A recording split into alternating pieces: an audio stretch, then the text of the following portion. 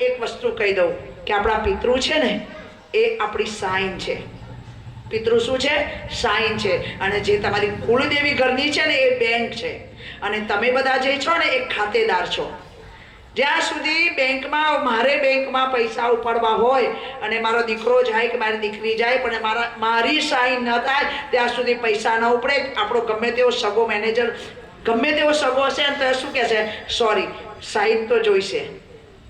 મારા ભાઈ બહેન, કુળદેવી ગમે તેટલી આપવા તૈયાર હશે પણ જ્યાં સુધી પિતૃરૂપી કૃપા સાઈન તમારા ઉપર નહીં થાય ત્યાં સુધી કુળદેવી પણ તમને નહીં આપી શકે.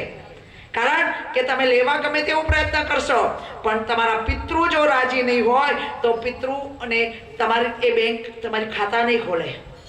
માટે મારા ભાઈ બહેન, પિતૃ માટે તમે આ જે કાર્ય કર્યું છે ને એ તમારી કુળદેવી પણ આજે રાજી થતી હશે. અને કુળદેવી આજે તમારા માટે ખાતા ખોલી દેશે કે મારા યજમાને, મારા ઘરના દીકરાએ એના પિતૃઓની પૂજા કરી.